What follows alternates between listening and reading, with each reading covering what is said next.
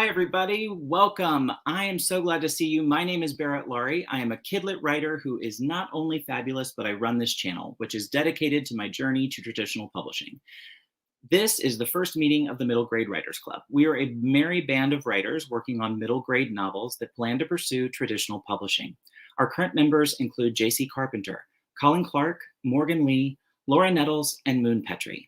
Our goal is to help encourage, beta read, workshop, and critique one another until these book babies are ready to go out into the query trenches. If you're a middle grade writer and want to join us for support and collaborations in the future, shoot me an email, which can be found in my description box. After I had a chance encounter with Michelle Schusterman, she graciously offered herself as tribute for any middle grade workshops or panel discussions. I had a fanboy moment that produced a squeal that rocked my building before finding professional Barrett deep within to respond with a proposal of a Q&A and a workshop collaboration led by Michelle. To our delight, she said yes, and the group squealed collectively. For those that aren't familiar with her work, Michelle is the author of over a dozen critically acclaimed novels for middle grade and young adult readers. Her books have received starred reviews from Kirkus, Booklist, and Publishers Weekly, and have received honors including multiple Junior Library Guild selections, the CBCC Best of 2019 list, the ALA's Rainbow List, and Quick Picks for Reluctant Readers list, and the North Carolina State College of Education Comic Relief reading list. Since 2014, Michelle has taught over 1,000 students and led hundreds of creative writing workshops with Writopia Lab, Writing Workshops Dallas, and Lawson Writers Academy. So that is why we are all so excited to get a chance to learn from Michelle directly, and not just through her incredible YouTube channel or Skillshare classes. And yes, I've taken them all. They're amazing. All of the details for how to connect with Michelle, pre-ordering her upcoming books, and links for her Skillshare courses can be found in the description box below. But without delay, let me welcome Michelle Schusterman. Welcome. How are you? Hello, I'm great. How are you? I am good. It is so good to see you. Did I embarrass you too much with that? That was thorough. What can I say? I'm a good researcher. So if you ever need a researcher, I'm your person. I'm like blushing. Well, no, welcome. We are so glad to have you. Everybody is very excited. I am going to miss a lot of folks in chat because it is jumping around people. So I'm trying to pull it up, but I am seeing a lot of our members like Colin Clark. Welcome, Yes. Colin. Good to see you. Shannon, good to see you. Welcome. Moon Petrie. Welcome. There you are. JC Carpenter, good to see you. Eva, thank you for watching things for me. I appreciate you being an excellent mod. Oh, Lisa Daly. Yes. So I am so glad to have you. Is there anything I forgot in the intro that you would like to shout out or say about yourself that I can give you some time to do? I really don't think so. I think you covered it. Okay, sweet. Well, with that, I'm dying to pick your brain all about the middle grade things. So before we begin with that, a question that I think I'm always curious about is why young readers? So what drew you to writing for younger readers? So something that I lament right now is that it has been decades since I have been able to sink into a book the way I did when I was a kid. I was that kid who could I would just be in an armchair with a book for hours, and my mom would come in and I would be like, where am I? What time is it? You know what I mean? And it's just, that's something I miss. And then it's like those experiences are few and far between for me as an adult reader. Yeah. And part of it was just those books. I feel like with middle grade, no matter what genre it is, it's magical in a way. Even if there's no magic, there's just something about those books. And as a kid, when I'm thinking elementary school in particular, I was like, Roald Dahl was formative. Fear Street and R.L. Stine. I like the dark, scary stuff and the classics, I don't know. They made me a reader. And so when I wanted to write, they were what made me want to be a writer. I wanted to recreate that magic, yeah. I guess.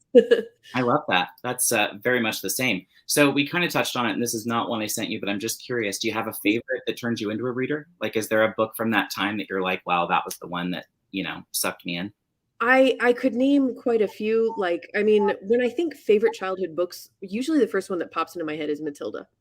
It's just all Roald Dahl, but Matilda specifically, please. But one that I think was really formative for me as a writer specifically was this book called Wait Till Helen Comes, which is by Mary Downing Hahn, I think is her name. Okay. And it's a ghost story, and it is dark AF. I mean, it has themes of suicide and all kinds of things. And I have this, I remember reading it and feeling grown up because I was reading about this, what Big felt to me like a very old, like age old kind of topic, and thinking that this writer trusted me as a young reader with this. I don't know. It was just like a weird, like, oh, I can explore dark, scary things in fiction and it's safe. Yeah. And that's what not all of, some of my middle grade books are like light and, silly and slapstick, but some of them do explore darker themes, and Wait Till Helen Comes was like a big influence on me, I think. Wow. Okay, I have to check that out. I'm behind the curve. So what do most people get wrong about middle grade? Okay, so the thing I think I see the most often that happens that I need to point out is when so this is not the wrong part. A lot of people write middle grade that's like a fictionalized version of something that happened to them in their childhood. That's totally fine. There's absolutely nothing wrong with doing that. What they do though is they write it in a reflective tone, like an adult looking back on childhood, instead of writing it in the actual mind of a child. And I want to point out that you can do that, but it's not going to be a middle grade book. It's going to be an adult book. There are plenty of adult novels that have child protagonists. I didn't read it, but I think that book that was huge a couple years ago, where the crawdads sing. Oh, yes. I believe it starts out. Oh, What? I didn't read it either, so I'm like, I didn't read it. But I'm pretty positive it starts with like a 6 or 7-year-old girl, and you're in her head through like her tween years, but it's definitely not middle grade because it's very reflective. It's not content. It's not that there's too dark of content or whatever in it. It's just like, think about a narrator saying something like, little did I know that one day I would blah. I mean, that's kind of cheesy, but that's what I mean when I say reflective, you know? Because it's like you're looking back. You're not in the moment. You have the wisdom. Yeah. You don't have that wisdom as a child, and that doesn't mean like you dumb it down. You just have to get in that perspective. Like, what is your world view when you're 12? It's just very different the way you see the world. Yeah. So just playing off of that, how do you get in that place in your writing? Like when you're writing, like what do you do to go there? Sorry, this is not one of the ones I pre-saved. No, that it's such a good question, and it's so hard. I think obviously reading a lot of really good middle grade is one of the best ways to get a feel for it. A lot of people talk about being around kids, observing kids, but I think another mistake I see is just writers trying to mimic the way kids talk.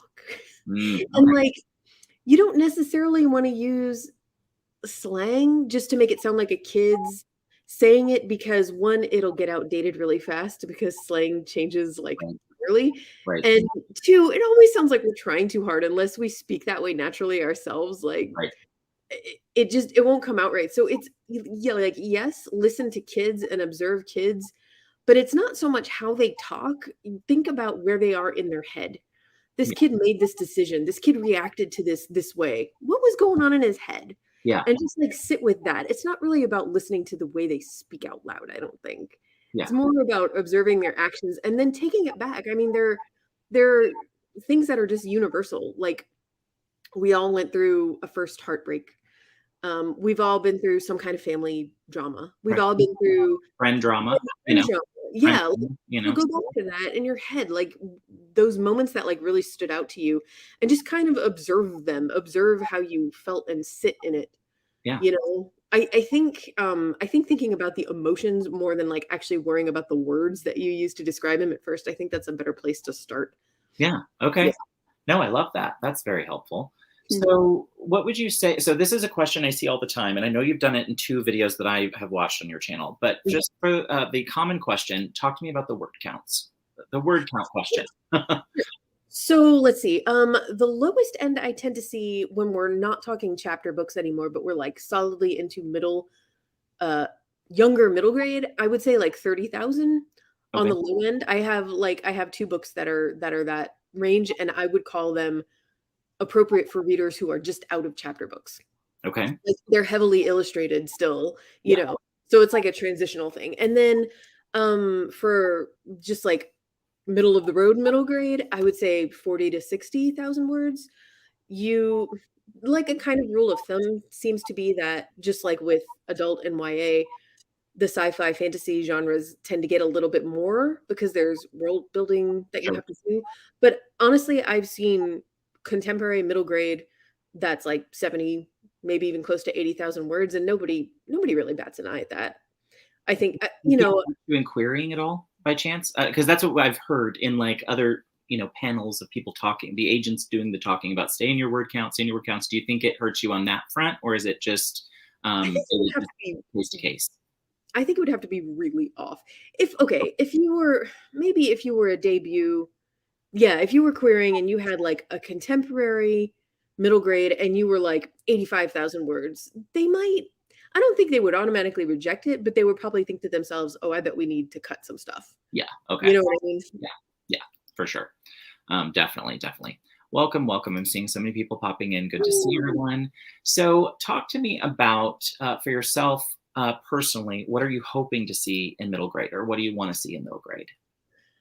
Oh gosh, what a good question. I I want to see, this would be my answer if you asked me what I wanna see in young adult too. I wanna see either upper middle grade or lower young adult. We don't get in the US, I should clarify, like, the UK and other markets have this more covered. For some reason in the US, you don't see books with, like, 13, 14-year-old protagonists, like, kids It's going like from that that's middle not school to high school transition, which is like, God, right. there's so much going on, there's so much angst to be written about with that particular transition, and there's just nothing because booksellers don't know where to shelve it. Is it middle grade? Is it young adult? Oh, it doesn't fit into either, and as young adult gets older and older, Right. I mean, these are books about 20-year-olds, and we're just saying they're 17 at I this know. point. This is I know. BS. Yeah. Like, I would love to see upper middle grade. I would love to see more books about starting your freshman year of high school. I just think that's, like, a rich area Me that too. has yet to be. Yeah, or even the year before. Like, I remember the anxiety of, like, knowing next year was high school, Oh, especially yeah. being kind of bullied in middle school, like, holy moly, the idea of, like, "Wait, there are, like, older people like, I'm finally the oldest here, and now I have to go deal with this It's all over again?" when you get to the end of 8th grade and you realize you're gonna go to school next year with kids who can drive, Whole it's new like, "What?" I know. We have I know. the boys have beards and mustaches that, like, I really know. freaked me out. I know, me too. I was just, like I was just terrified about it. So scary. Um So let me ask you this. So talk to me a little bit about taboos, because I think Mm, that's something that I'm curious about, because again, I'm going to write a story about a queer centered character, but I know that's not so taboo because there are a lot that's more and more prevalent, thankfully. right. But talk to me a little bit about like what is taboo? Like what are Mm. the kind of boundaries of middle grade? That is man, it's such a good question, and it's so hard for me to not get on a soapbox about censoring kids because I think kids are naturally very good at censoring themselves as readers. Like I taught so many workshops and worked with so many kids, and I've just seen them be like, "I'm not ready to write about that or read about that yet," you know. And I think when we shy away from talking about, I mean, I'm not going to say anything is appropriate for middle grade. In general, I would say with anything sexual or violent, you probably don't want to get too graphic, but Okay. that doesn't mean you can't explore that stuff. Um, What about this like, question? Death on like the death page? on the page, absolutely. I have an example of that. Um, oh gosh, okay, my thoughts are going like a million different directions. um, there's a series called The Book Scavenger. It is super popular. I'm totally blanking on the author's name, but like New York Times bestseller, super big library book. It's about like scavenger hunting, this big scavenger hunt for like in books or something. I don't know. It had a great premise, Yeah. really popular. Okay, first book, prologue. There are no child protagonists. There are two adult men in a subway station, and they attack and shoot an old man and leave him bleeding out on the ground. That is the prologue to that book. This is like best-selling middle grade book. How do you get away with that? You get away with that, in my opinion, because when you're writing middle grade, very often your adult characters are like caricatures. They're exaggerated in an almost borderline cartoonish way, depending on the tone of your book, because that's how the kid sees them. So these two guys in this prologue, they reminded me of Harry and Marv from Home Alone. Yes. Okay. You know Yeah. what I mean? Like, and if you think about the premise of Home Alone, it's freaking terrifying. Absolutely. Break Absolutely. into a house and murder a child. But Right. why is it so funny and why does it work and it's a kid-friendly movie? Because of how they're Right. portrayed. And that's how I think you handle it, you know? That's really brilliant. I love that Yeah. connection for Think anybody. about it think about it as you read middle grade, like, think about I mean, again, go back to Roald Dahl, look at Miss Trunchbull. Oh, That 100%. Or even if the that was parents, the Wormwoods. I mean, in the both of the book, parents were, it's like, like over the top, you all know? of them would be in jail if this was real Oh, life. 100, But 100, it yeah. works because they're like caricatures, they're over the top, and it makes us laugh, even Yeah, as it's dark, you yeah, know? no, you're I absolutely think right. so I say, I don't think there's much that I would say, like a topic that is taboo for middle grade because I just I'm not about that censorship. I remember, Kate Messner, she's a pretty popular middle grade author. She had a book called The Seventh Wish come out many years ago. She was already a super successful author at this point. She had this big school visit tour set up. And once librarians read the book, a lot of them started canceling her visit and taking the book out of off their shelves because the main character's older sister, I think, has an opioid addiction. And they were like, this is too high, like our kids, middle school kids, this is not appropriate. And I'm like, Genius, okay, first right? of all, I mean, it's a you know thing, how many do you know epidemic. how many kids in your school have a family member who are going through this? Like, do you know how big this epidemic is? It's really bad. Two, for the ones who have no idea, why are you denying them the opportunity to empathize with their peers and understand what they're going through? I get so angry. Wow, oh my So god. I I never am really thought about it that way, but you're absolutely right, yeah, like, I wouldn't call anything taboo. I think it's a case by case thing, and it depends on how you frame it and how you write about it. okay. What about the and this is not one I sent you, but I've heard it several times in other panels, although I've never heard you actually say it, I don't think. Mm. But is it the happy ending thing true, where it always needs to be a happy ending? Oh no, I don't think so. I Oh, the happy ending thing to me, like that applies to like straight ahead romance, not middle grade, just yeah, romance. I know romance readers expect yeah, an HGA. right. The payoff. Mm. I think most middle grade novels will end with some hope. It's not like you don't want necessarily a completely desolate, Yeah, depressing ending, but it doesn't have to be everything's tied up in a little bow either. You okay. know, as Yeah, long as as long as there's something hopeful and uplifting about it, I think it's fine. That's that what I prefer personally. yeah, I no, I love that. I'm not a big happy ever after person. I mean, I'm kind of a cynic, so I'm okay with that. Um, so middle grade and YA are this is the question I was dying to ask you, and you were the only person I could think of to ask. But middle grade and YA are really dominated still by traditional publishing. So could you talk a little bit about how the distribution channel gives traditional publishing an edge? Right.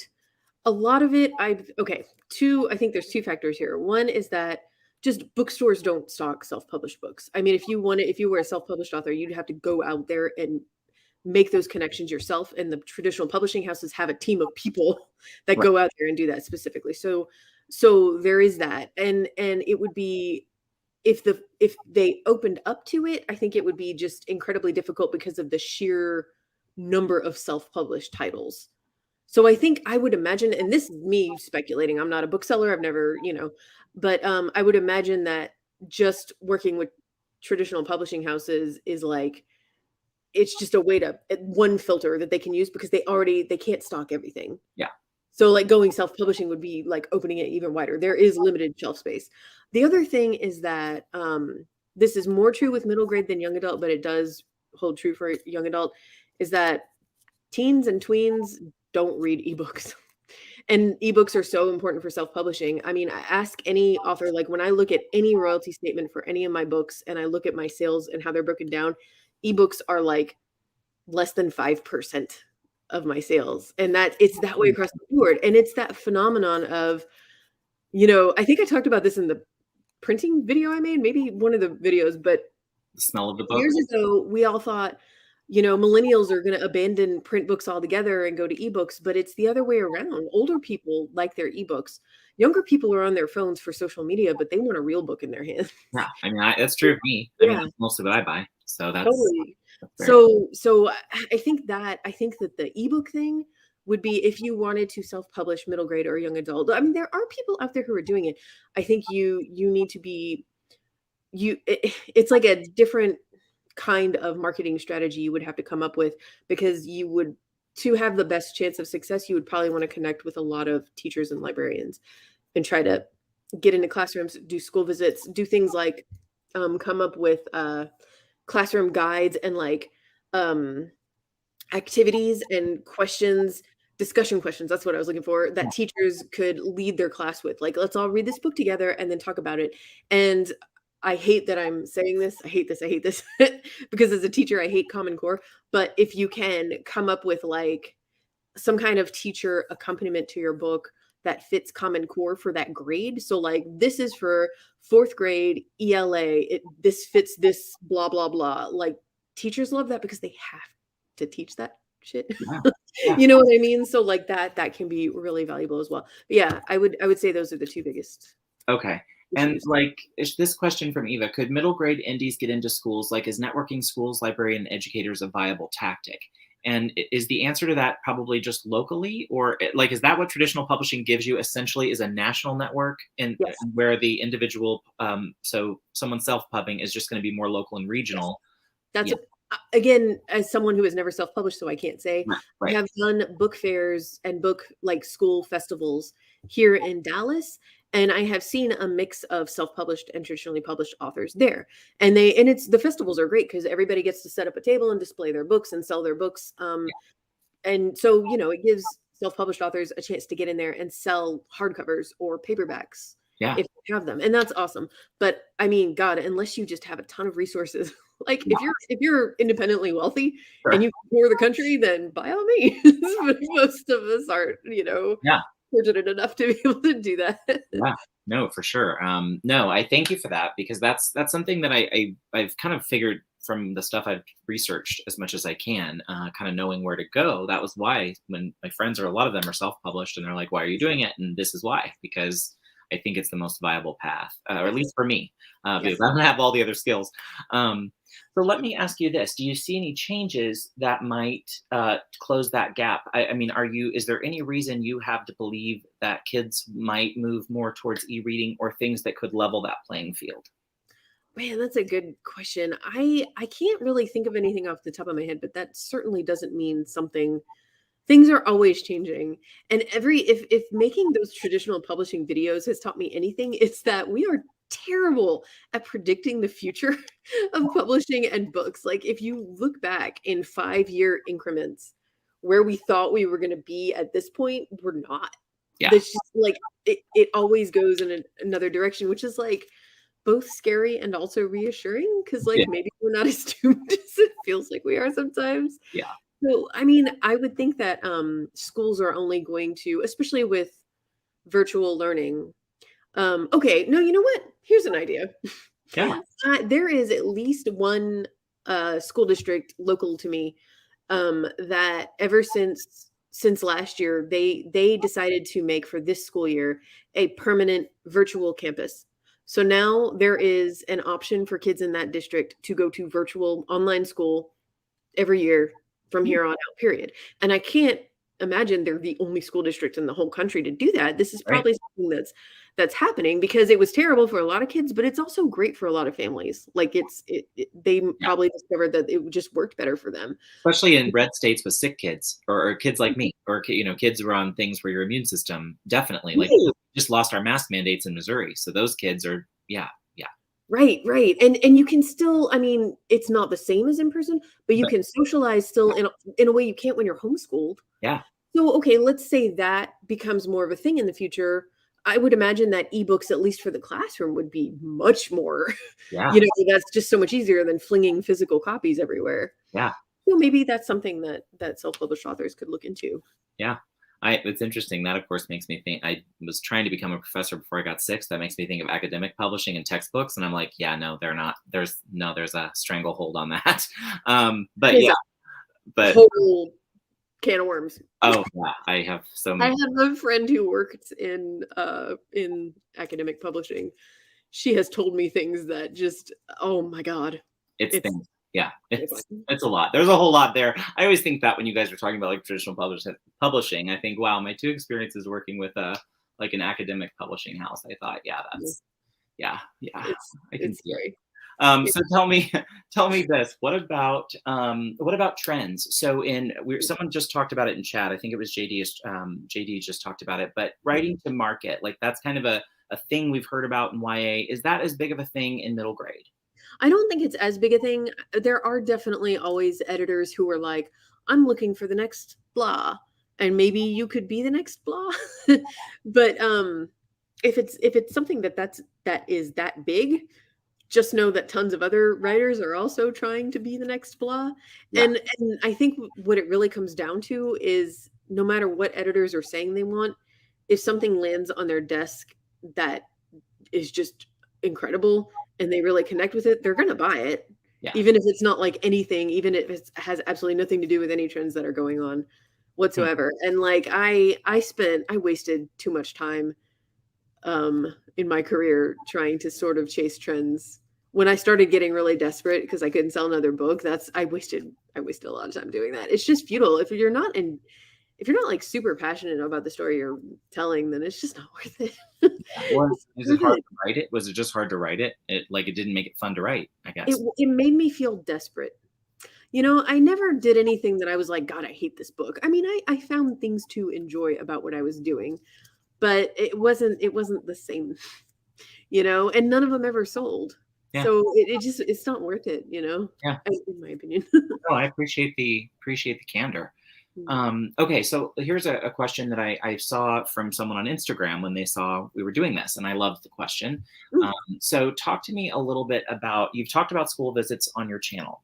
So specifically, what is it that folks need to know about the school visit? You kind of talked about doing the companion for your book, but beyond that, as far as like the booking and all of that stuff, you've talked about this in a recent video, which I've linked in the description box below, but kind of give the Cliff's Notes of that for folks so they kind of know where to go for that.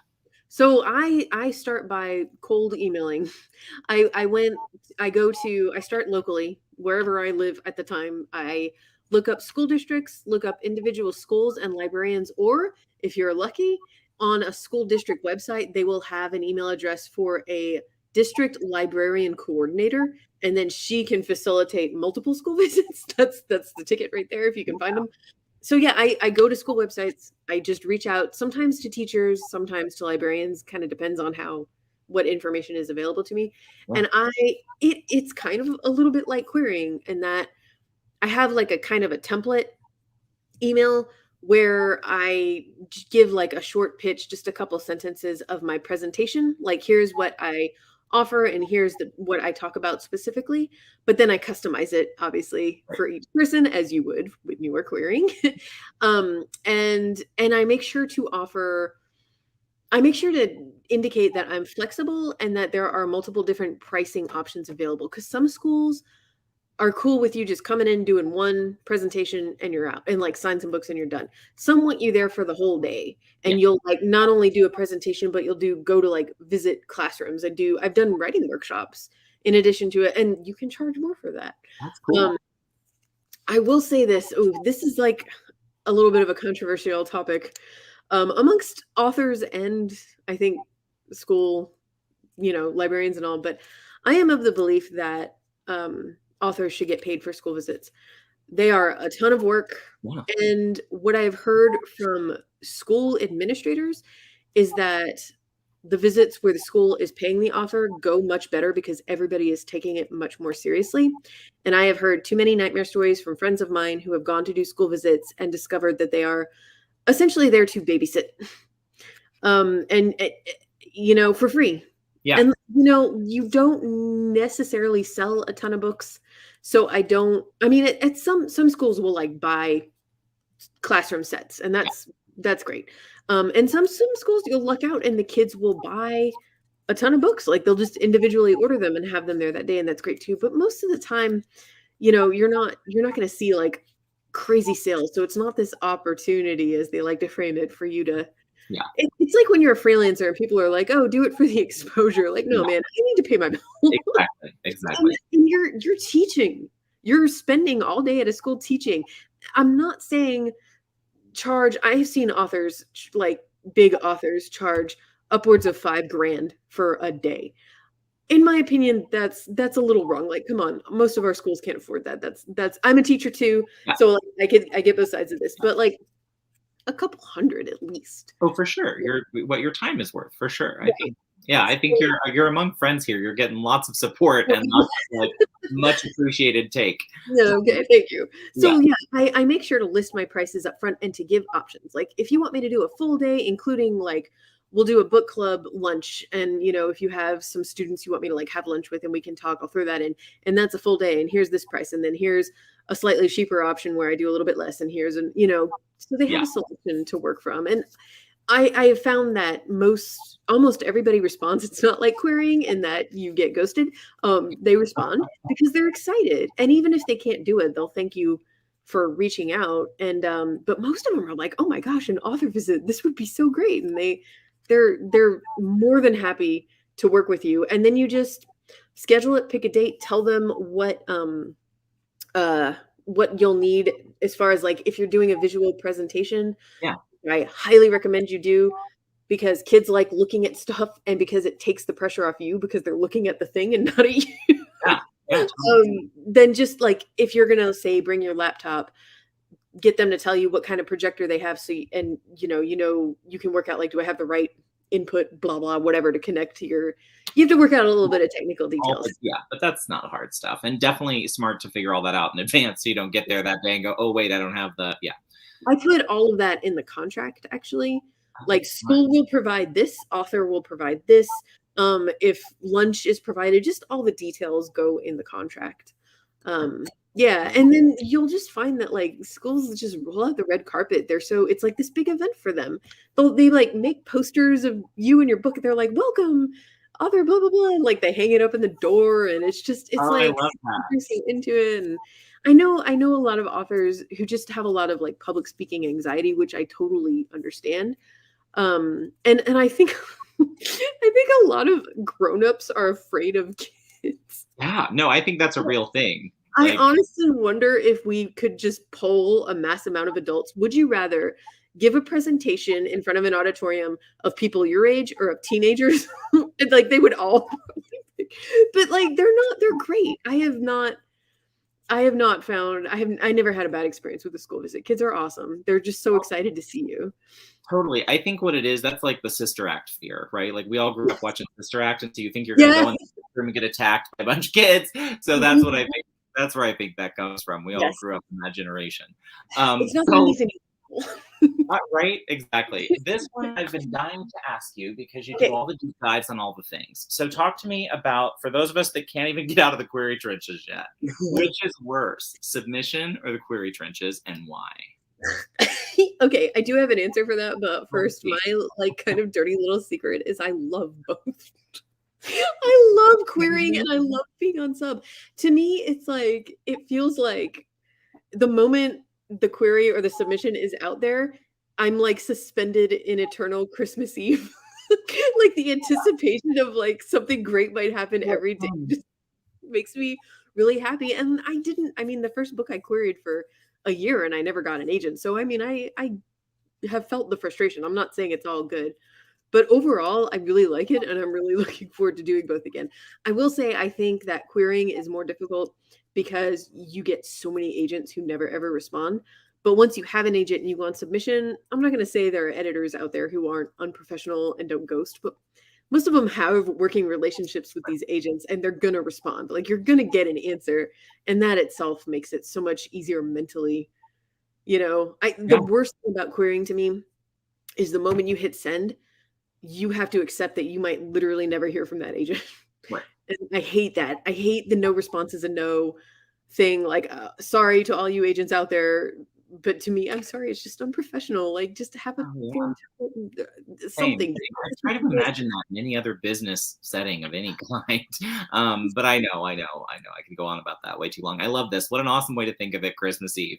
I'm going to try to do the same thing. I'm going to try when it's my turn. But I love that answer. So now, what about, this is something I've also been really excited to ask you about because of your talk about ghostwriting, but what about IP? So IP opportunities in middle grade, can you talk to us about that, and what sort of examples can you give folks to kind of give them an idea of like, oh, that's an opportunity I wouldn't even thought about, or something like that, So, okay, the IP is intellectual property for Oh, yes. anybody, because I get that question a lot. Like anytime I see it, it's in the comment. You can also call it work for hire, and it essentially means that the somebody at the publishing house, the editor, the team, somebody came up with an idea for a book. They might just write a little summary. They might write a full blown outline. It could be at any stage of development, but they hire a writer to write it. And in most cases, you get a flat fee, not an advance against royalties. That said, there are exceptions, including Scholastic. For some reason, Scholastic is an outlier. And the 3 middle grade books that I have, the one that's out and the 2 that are upcoming with them, are technically IP. These are all my editor's ideas. But the way Scholastic works is that they let the author hold the copyright, and I get an advance against royalties, which is great. That's So great. most places won't do that, but Scholastic does, and a few other imprints will, like, on a case-by-case basis, decide whether it's going to be a flat fee or an advance. And yeah, there's a ton of opportunities for that in middle grade, because a lot of the IP stuff you're going to see is licensed projects. Okay, so my very first, I actually brought some samples here. My very first book was actually technically IP. An editor was looking for an author to write a middle grade series about a 7th grader in band. And she very specifically wanted someone who had been in band. And I was like, hey, I was like a band director. I had a music degree. That was my life.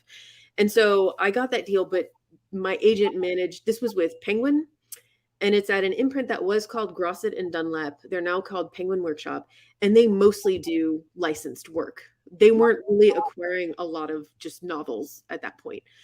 They're like the imprint of Penguin Children's that does like Mad Libs and that kind of stuff. Okay, yeah. And so, but my agent convinced them to actually give me the copyright and let me have an advance against royalties for that. So that was an unusual case, and it was just because I had a really good agent. So that was this book, I Heart Band. So it is technically IP. And once I got this going, this was a 4-book series, and all 4 books came out in the same year. So once I got this deal, it was like, it's like crazy intense schedule of working with this editor who we just really clicked. And I established a good relationship with her, sold another series to her, and then they just liked working with me and started offering me licensed opportunities. So one of the things I did, and this is a great example of middle grade IP, I think, there's a National Geographic multiplayer online something game called Animal Jam. It is huge with kids and like elementary aged kids. Like I've never not said something about this on a school visit and not had kids go, oh my God, yes, I love Animal Jam. It's like huge. And so the game had been out for a long time when they decided to publish like a little series of books about it. And so I got hired to write 3 of the books in that series. And so it's like a National Geographic, it's like a collaboration with them. They're super short. They were only 30,000 words. And because the game was the characters and the world were like so developed, and they had National Geographic had like a very specific story they wanted to tell. Mm-hmm. So a lot of the outlining and all that development work was done. It was just, here is all this material, turn it into a draft. Thank you very much. And obviously that was a flat fee, but it was awesome. Yeah, that. And then another example, you guys maybe have heard of the organization Girls Who Code, which tries to get young girls into coding, which is awesome. And they have a series. It was the same thing. It was with Penguin Workshop, again, the same imprint. And I wrote the 4th book in that series. So that was like they wanted every character to get her own book. And so they got all these different authors, and I happened to write the one that was the 4th book so again, you get a ton of material. They know what they want it to be about. They know they have all the stuff they want you to hit. And yeah, you just write to their specs. There's just tons of stuff like that in middle grade. Interesting. You'll find that each house will have an imprint that like really specializes in it too. Yeah. That's really cool. So this was like, it's kind of like ghostwriting, which very also does. and like, it's a little, like on Animal Jam, my name isn't on it. I think we use some kind of, I don't even see a name on the cover. But with Girls Who Code, they were happy to credit each of us. So my name is on the bottom of that. It's a case-by-case kind of thing. So what's your involvement for when those books come out? Is there like is it a little different than it would be for like, your own titles? Yeah, no, totally different. I'm not involved in any kind of launch Okay. really at all.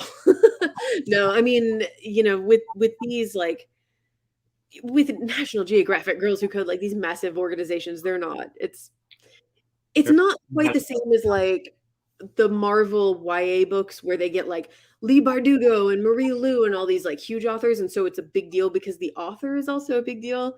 This isn't like that. I'm not, like, a big deal, so I'm not part of the You're a big deal around here. No, Yes, you are. you know Regina Duke says, I love that book, Girls Who Code. I have yours. So Yeah, there you that's go. awesome. Got it.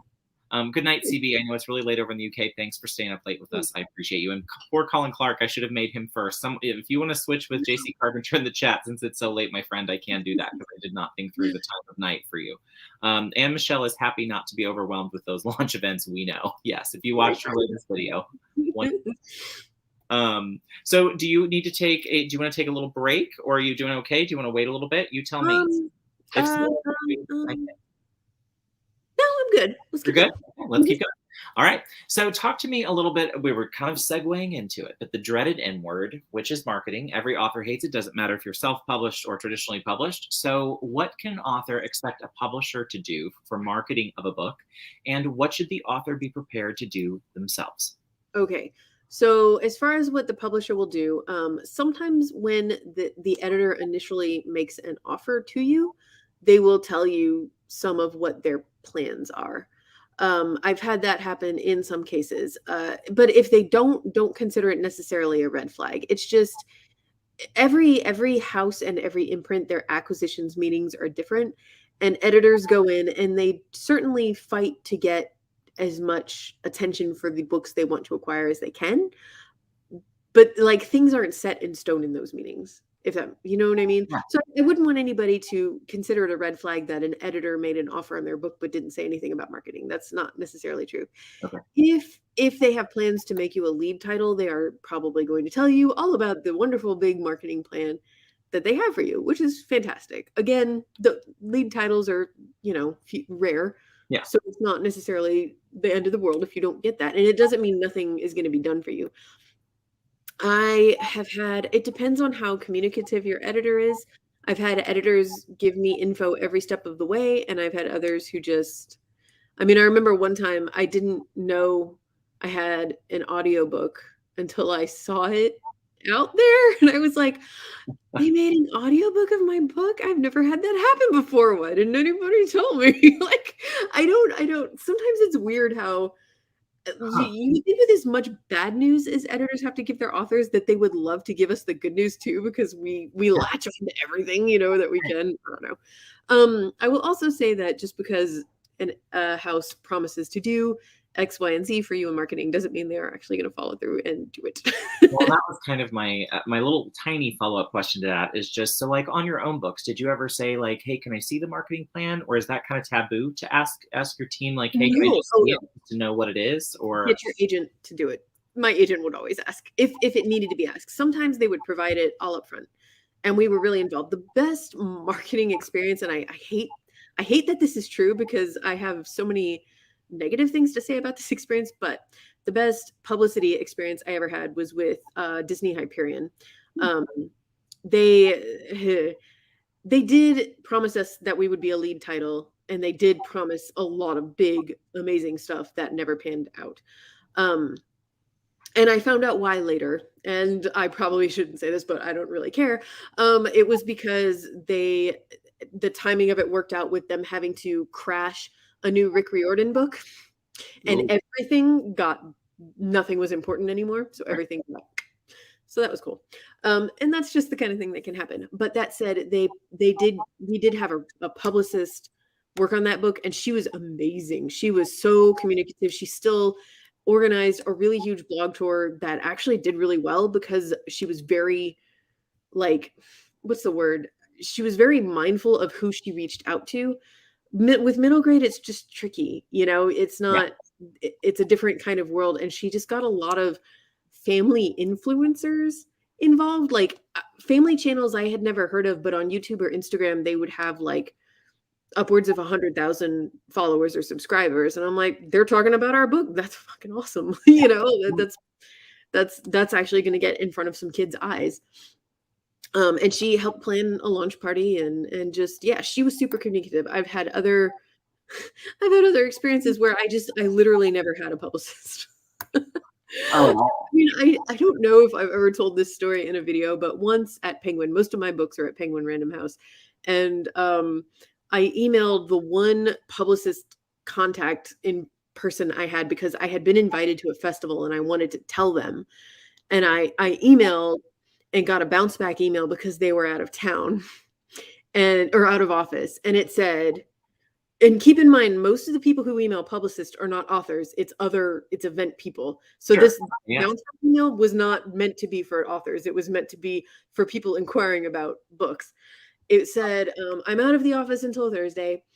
If you have an inquiry about this title by this author, email this person. For inquiries about all other titles, email this person. And I was like, this is Penguin Random House in a nutshell. This title gets all the love over here, and this poor assistant gets all the other Everything else. Oh my gosh, that's so great. I did want to throw this question up because it's a good one. So is that about audiobooks? Is it in your contract? Is it a guarantee thing, like where it's in there, but like whether they exercise it is just kind of up to them? Yeah. It's in your contract. Like the royalty rate is in your contract, but it's not guaranteed that you're going to get it. It's not even guaranteed that you're going to get paperbacks, sadly. Are you kidding? Really? No, I don't have paperbacks for Olive or Spell and Spindle. Oh, really? Because I was all excited. I was like, I have the paperbacks or the hardcovers, and yeah, no, they never released paperbacks. They said it didn't sell well enough. Oh, It just, well. yeah, it happens. Okay, well, there you go. Screw them. Alrighty. So there was one more in here I wanted to grab. Oh no, they were talking about the rights. So yeah, the rights divvying up. Okay, yeah. All right. Well, so that was the marketing thing. So what about advice? So what advice would you want to give if you could go back and talk to unpublished, not yet agented Michelle? What would you tell her? God. Okay. This is hard because I do think I had my expectations in check when I started. I was never like heartbroken that I didn't make the New York Times list. You know what I mean? And there are authors out there that no matter how many times you tell them it's gamed, they just can't bring themselves to believe that there's, you know what I mean? Yeah. So I think my advice would be more long-term because my goal was always to get to the point where I was making a living off of books. And when I started, I had no idea that I was going to go down the road of ghostwriting and IP stuff. And I think I spent too many years sort of in the middle of the last decade fighting that and feeling like a failure because I wasn't 100% living off my own original novels. And that is a problem of expectations. There's just very few people do that, period, you know? And I don't know. I let it get in my head and affect my confidence in my writing for way too long. So yeah, something along the lines of that, like just write stories that you love. And if they don't sell, it's okay. Just, write another one and, and just Keep going. don't let it shake your confidence in the stories you want to write. Yeah. Let me say hello, welcome. Hey. Welcome. So let me ask you this, because I and this is not one of the ones I sent you, but is that some of why you're trying this new kind of story and you're kind of going this new older? Oh, big time. Okay. Big time. Huh. That was like, it's just this weird perfect storm of obviously my agent leaving was like, I vlogged about that a lot. It was just that was a big thing.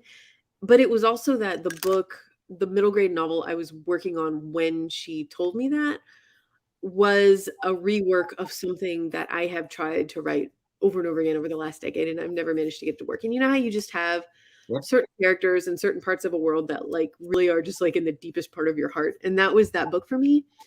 And it just all kind of went like, I don't know. I knew I had to take a break from it. I know I'll go back to it one day. I definitely have not 100% abandoned it, but the realization that like I was going to have to query with it.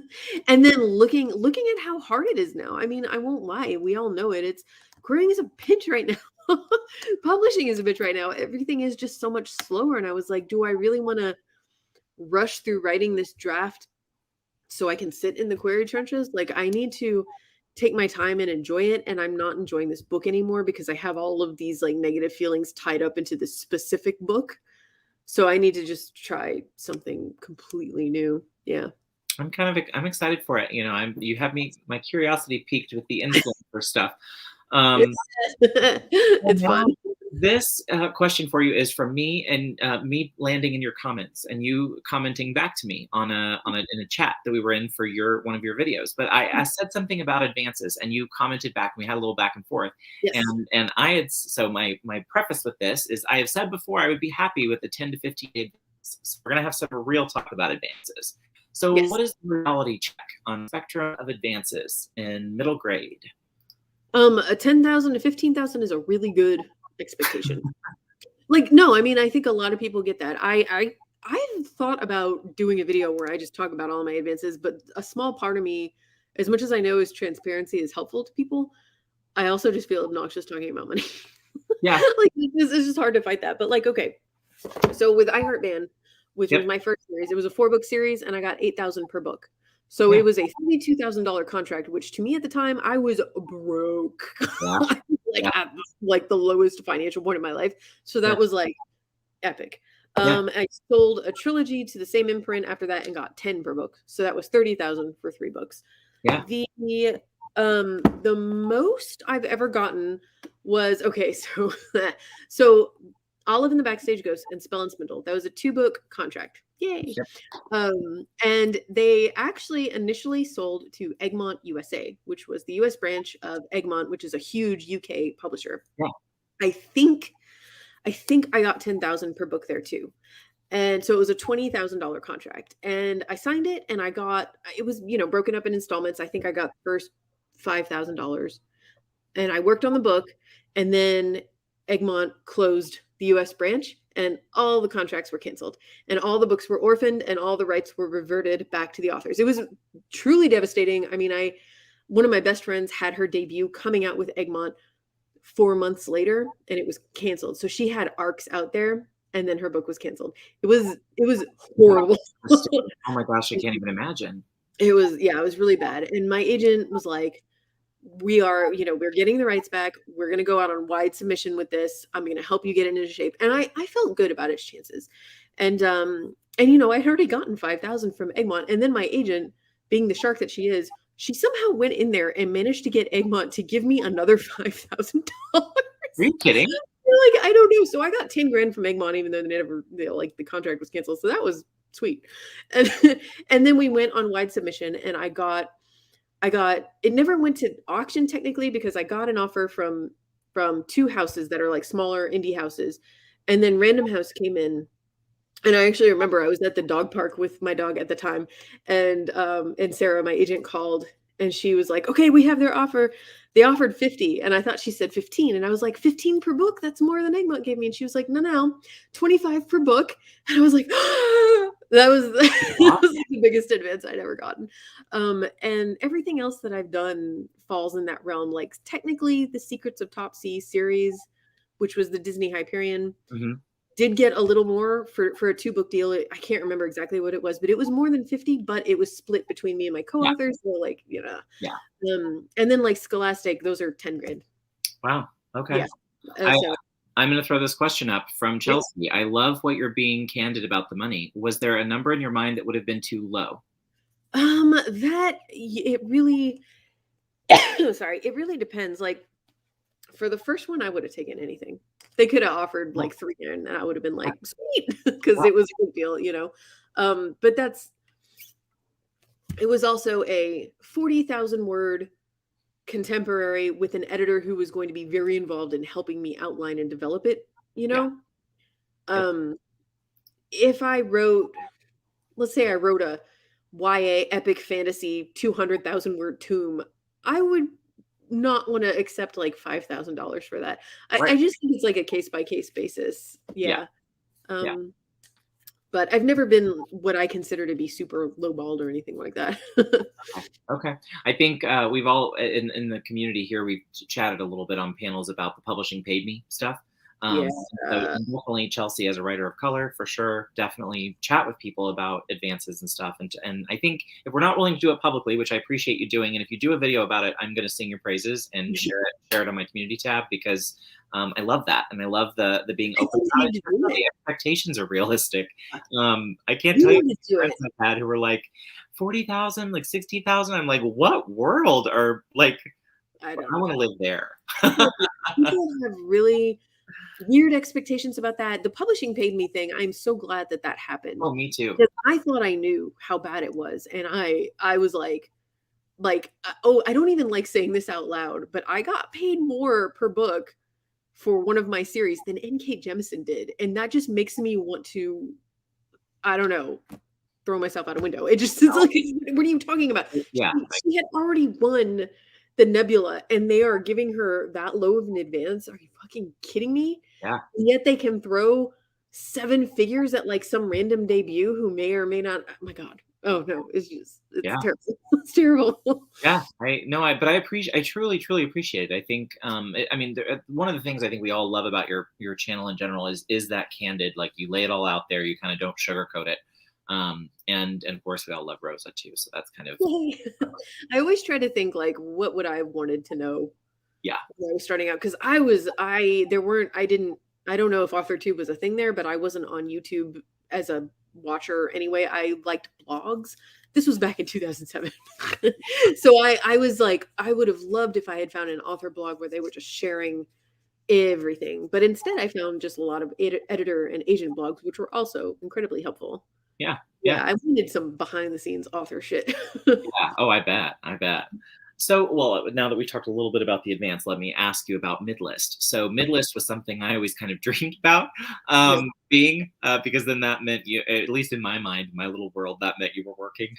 Yeah. And you had a career and you were kind of doing your thing. So does that exist anymore in middle grade NYA? Is that even?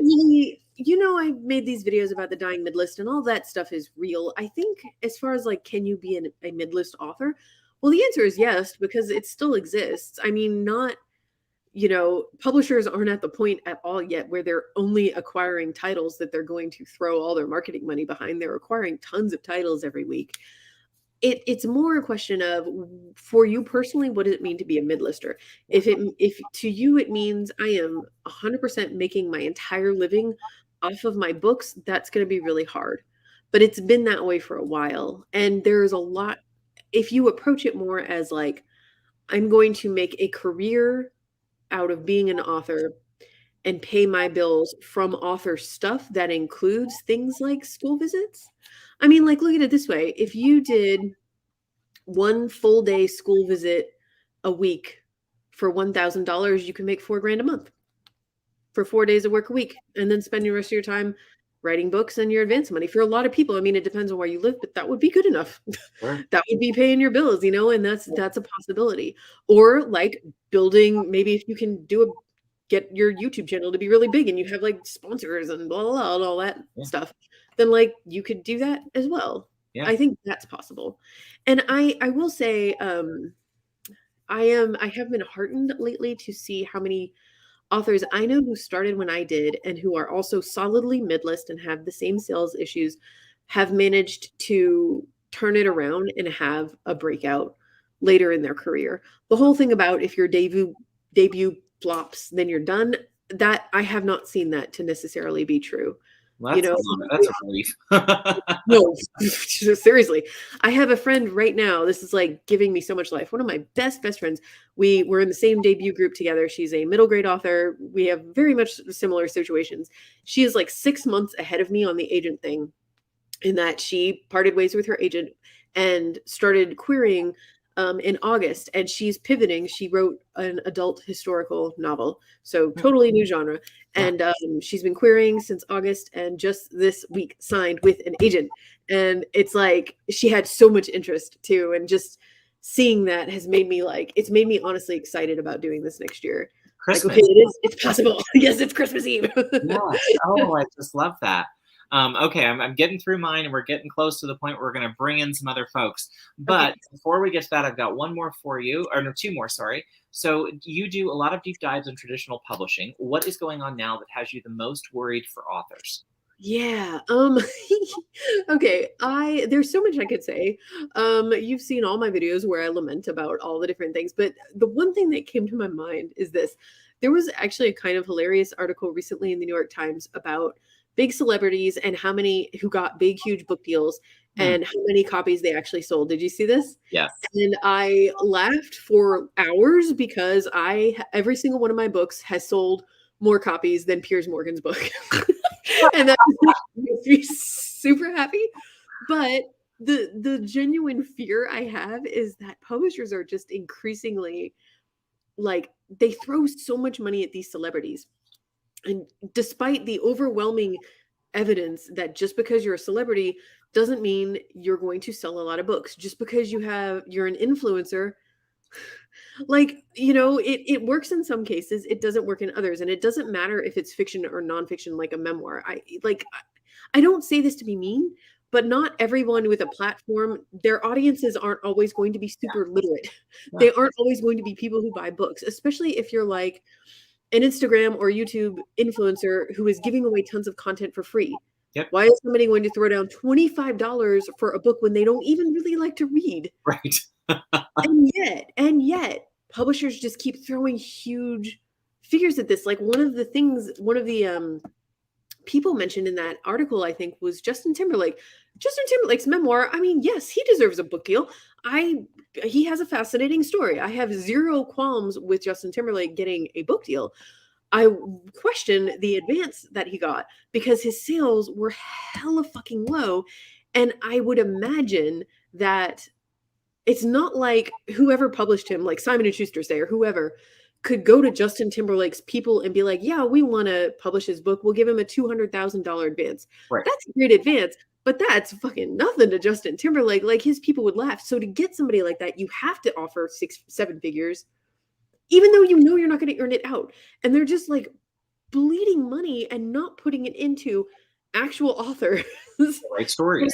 So it's just, yeah, like, I don't mind celebrities getting book deals, but I worry that publishing is so concerned with Hollywood, and it's leaking into us as authors. Like, so many people who are like, I want a franchise, I want a movie deal, so I'm going to write a book, and it's just a means of getting there. Somebody made a comment, somebody in some, I can't remember what controversy it was. There's been so many, but in the last couple months, somebody was like, most YA authors now are just failed screenplay writers. I saw this. It's like, where's the lie? I feel like that too. And can books just be books? Movie deals are great. I will be the first to watch adaptations of my favorite books. I'm not saying that needs to stop, but like, there's just such a focus on it, and that freaks me out. This, I think I'm going to have you speak to, just because I think it's a misconception, because I believe the advance they don't owe back, but I'm going to let Michelle answer it. Do you think? No, you don't pay an advance back. You get an advance forever. Thank God. I was going to say, I was like, I don't want money. I'm going to put this one up too. Are the retellings the book industry's version of reboots? Yes. Okay, like, I think it depends. I love a good retelling, but it does. There has been like kind of a saturation of that. I've never heard it compared to reboots before. I haven't either. I think that's great. That's interesting. I think a lot of it is just most publishers are looking for high concept, and nothing is more high concept than a retelling. And that's not a diss at all. There's a lot of fucking awesome retellings out there. You know what I mean? But yeah, there's definitely a saturation of them. Well, sure. Speaking of saturation, you did a video on the printing crisis that I was one of the people that was in when you were like, what should I talk about? And I was like, this one I'd love to hear about. Because you talked about it. You alluded to it in a few videos before. Yeah. You were curious about it. And would we be interested? And I was like, yes. But in that, we were talking about how bleak that looks from a supply chain standpoint and just people power standpoint, lots of things. So let me ask you this. For those of us that are unpublished and thinking about hopping in those query trenches, what is that bottleneck going to look like as far as, or do you suspect that big publishers might purchase less books because of it? Or do you see that being a thing or not? They already are. They already are. Okay. And it is going to get better. I don't think it's going to necessarily guaranteed go back to being what it was, because a couple of those plants have closed permanently. But I know a huge part of the bottleneck right now is because of COVID, and things are improving generally in that area. And then also Chinese New Year is just something that publishing has always known about. That's always been something they've been prepared for. It's just they're not quite prepared for it this time. And that's a temporary thing. Once January is over, things are going to get a little bit better. I can't imagine that, like, if these printing presses have closed permanently, there are going to be other options. I mean, something else will spring up in its place, but I don't know what that's going to be. But I will put it this way, like, there is still something to be said for just basic economics and supply and demand. There is a demand for print books, and there's money to be made, so people are going to fucking figure out how to print those books. Yeah. That's what I think. 100%. And Morgan says, "Oh, I always thought you had to pay the advance back." No. No. And on this, let me just say this, Morgan. I'm not down on retelling, so I want to be clear. We're not down on retellings at all. We were just saying the reboot is similar to redoing the thing. And again, one of my favorites from Morgan's a little younger than me. She may not get this reference, but 10 Things I Hate About You is also a Shakespeare retelling. So, and that's one of my favorites. So, okay, well, thank you for that, because that was something I thought when I was sitting there watching it was going, oh, well, that's bad news for all of us, coming up in this, but it will get better. So that's hopeful. So of all of your published works, which are your favorites and why? You're not supposed to ask that. Oh. No, you know what I mean? It's like asking what your favorite child is. I know. Pick one. I would say, like, they all mean different things to me. And if a person was asking for a recommendation, I would want to know more about their tastes, obviously, because they're all very different.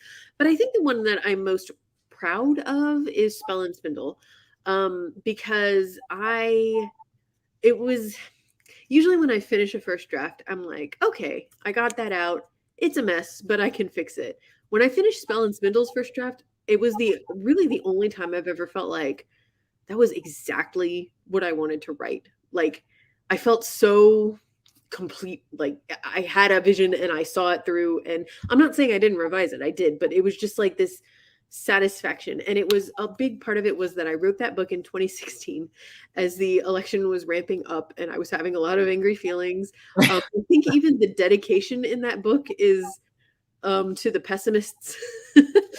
And yeah, I just, like, a lot of it was just cathartic stuff that I needed to get out. So yeah, I think that would be my favorite. Actually, I have a little bit of a story about that. Oh, that book got a starter review from Kirkus, which was really great. And I loved that review because the review specifically praised the gender exploration. It's a book for, I just realized I should probably say the concept. Yes. So there's a boy and there's a girl who's a marionette and they swap souls. So the girl is in a boy's body and the boy is trapped in the body of a girl puppet.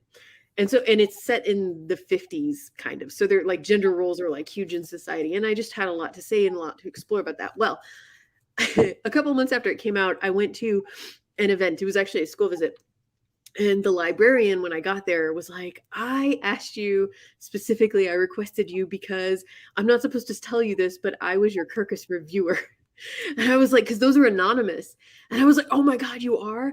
And this librarian is a transgender person and just sat there and told me all the stuff about how much all the stuff I said about gender resonated with them. And I cried. I was like, this is the most validating thing that has ever happened to me. Yeah. There's just like this, that's the one book where I feel like that was exactly what I wanted to write. Like, I really got it out of my head. Yeah. Exactly how I envisioned, Well, I'm glad you did. Thank you, Eva, for dropping that link and several others in the, as we've gone, Eva's dropped links for folks to the book. Thank you. I so appreciate it. And I'm going to throw this question up because it's a good one from the audience. IM asks, do you think they will start publishing shorter books for middle grade? After Harry Potter, the length of middle grade books seemed to grow. Will it return to normal? That is such a good question. Honestly, I don't know. I think it's not going to necessarily return to normal. I think it's just going to continue to maybe expand a little. Like you're just going to see more variety because you'll still see some short middle grade books out there, I think. But yeah, you also see some tomes. And honestly, I think a lot of kid readers out there really want a fat book. I will totally admit when I was a kid, it made me feel smart when I had like a really thick book, you know what I mean? Right. But I wouldn't worry too much about like especially depending on the genre, you know, like shorter can definitely be better in a lot of cases. Yeah. And keep in mind there's always specific there's lists like quick picks for reluctant readers. There's a big demand for books that are short and like quick, easy to read that you can give kids who aren't readers to turn them into readers. You know what I mean? And being shorter is part of that. And it's Sure. important. It's very important to have those out there. It's like the James Patterson for adults. The have you heard about this? He's doing like a series of like shorter books. They're specifically shorter, like under 200 words or something, I think. It's like a whole new model he's trying of for adults. Shorter, quicker reads is the idea. So I read about it. It was in one of, I read entirely too much, but somewhere I ran across an article about it and I was like, oh, that's interesting. So Eva asks, and I love this question, how about being recognized by a child reader? Not my face, my books sometimes, but it's pretty rare. The one weird experience I had, there's an organization called I almost said Girls Who Code. No, Girls on the Run. Girls on the Run is an after school program where you volunteer as a coach and you train girls to run a 5K. Huh. And when I moved to New York, I volunteered. So I was going to this school in the Upper East Side once or like twice a week after school, I think, and just running fun stuff. And this was before I Heart Band came out. So I was not a published author yet. And I told the kids about it because the book was going to come out in a couple months. So when I introduced myself on the first day, I was like, you know, and I'm the author of I Heart Band. It comes out next year. And these were like 5th grade girls. And this one girl goes, I have that book. I read that book. And I was like, no, you didn't, because it's not out yet. But I didn't want to say that. Right. I thought she was just like showing off in front of her friends. And I was like, oh, did you? Okay, that's cool. It's not out till January. The next day, that girl comes, or the next day I went, she shows up and she's like, see, I have your book. And she had an advanced reader copy. And I was like, what? And it turns out that her local bookstore she was part of a program where they give ARCs to readers and they write their own little reviews in this little publication by the bookstore, which is freaking amazing. And I was like, I'm just like, put my foot in my mouth. I'm sorry. I didn't believe you. She totally had read my book. So that was really cool. I love that. And I could totally see a kid doing that. Be like, huh? Oh, she knew I didn't believe her, and she was so satisfied with herself. Oh, I'm sure. Oh, that's one of my favorites. That story is gonna stay with me all night. Thank you. Oh, that's funny. So now okay, before I give up my questions and we move on to our middle grade folks. So talk to me about what is coming from you that's going to surprise everybody out there in case they're not familiar with your channel. Okay. Oh, if you're not, because I don't have any surprises if you don't watch my videos. I talk about everything. But if you don't, so I am writing an adult mystery book. Oh, there goes Rosa. Sorry. Shut up.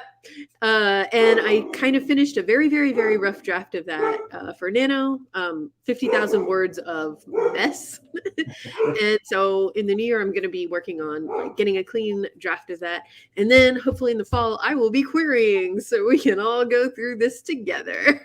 So exciting. I can't wait. Are you going to show it to us? Are we going to go like see your whole process and everything? Oh God, yeah. I will document everything. I so loved watching Lindsay Puckett's vlogs especially about being on submission. Yes. Because she got all those moments like when she told her husband and she told her mom and dad. And I was like, oh my God, I wish I had taped that stuff when I was, I just wish I had that of my own journey for my own memory, not necessarily even to share online. So like this time I'm going to vlog everything. Good. I love it. We're going to be cheering you on. And, you're going to do, of course you're going to do it. You're Michelle Schusterman. You'll do it. So thank you for letting me pick your brain. I have a million more questions, so I'm sure, I'll have more for you at some point in the future. Sure. So anyway, I want to share our precious time though with everyone else. So everyone knows we've asked the other members to gather a few questions for Michelle. We're going to pull them up with us now, and we're going to do a Q&A. They're also going to give her their pitch for their pieces that they have submitted to work in the workshop on Thursday. And Awesome. first up is my friend JC Carpenter. JC, Yay, talk back with us whenever you are ready. We're ready for you. Oh, I finally get to meet JC. We've been watching each other's vlogs, so it's like technically we met, maybe. Isn't that weird how like you do like, well, it happened with Lisa Daly's thing where I get backstage and you feel like you know people and you're like, but I don't. Well, we've never technically talked, but oh man, I love hearing pitches. Yeah, so are we losing her? JC? I know we're all like, JC. Where are you? Where are you? Yeah, well, do you want to take a bathroom break real quick? And I'll good call. Good call. Okay, I'll be quick. And I'm going to drop a banner. So real quick, everybody, we're going to do a quick beta read and critique partner matchup. So if you're in the audience and you are looking to find yourself a beta reader or critique partner, set up your comment just like I have done here below. And it is whether you're looking for a beta or a CP, then what your category is going to be, and then your genre, and then the word count and when you need it by. And then connect with one another if you need a CP or beta reader. And yes, she does have it and she is here. So she will be joining us in just a second. We are going to give this just a second for folks to pair up, and then it will be time. So let me bring you on first so we can get the nervousness out of the way. I don't know that that's possible. No, it'll be fine. I'm going to have you mute the tab that's open though. The YouTube tab. Oh, you can hear it? Yes, I can hear it. So mute it for me. Oh my gosh. No, you're good. You're good. It's going to be great. It's just friends hanging out. Don't even think about it being Michelle Schusterman. That's kind of hard to do. I know. It's great. You're going to have fun. You're going to do great. We're all so excited. Okay. I'm nervous. Yeah. Can everyone see me? Yes, I think you're well seen. Can everybody hear? Or is anybody getting an echo anywhere? Let us know in chat if it is. We're going to. Yes. Hi. Hi. Oh, JC. Uh-oh. Okay, I'm nervous. Okay. Okay, can you hear? Oh, did I make it freeze? No, I think you're good. JC, are you there? Did we lose you? Oh no, I think we did. Oh, there's. I'm here. Can you hear me? I can hear you now. We can hear you. Okay, can you see each other and yes? Oops. Hi. Okay, we have a What am I little. supposed to? A little delay. No worries. We're going to work through the delay. Here's what we're going to do. I am going to give the floor to you, JC. You have your questions. This is your time with Michelle. All I'm going to do is let you know when it's time for you to give that pitch that we worked on together and just blow her away with it. Yeah. So I'm giving you, it's all your time. So take it away. Oh no. Don't be nervous. Hi, JC, oh it's so nice to meet you. This is awesome. It is really nice to meet you, and I am terrified, and I'm sure it shows. Please don't be scared. It's like, look, okay, does this make you feel better? I always get really anxious when I have to give people feedback because I'm terrified I won't be able to help them. Like this app, that happens to be every workshop, so I share your anxiety. So I don't know, do I ask the questions first, or do I give the pitch first?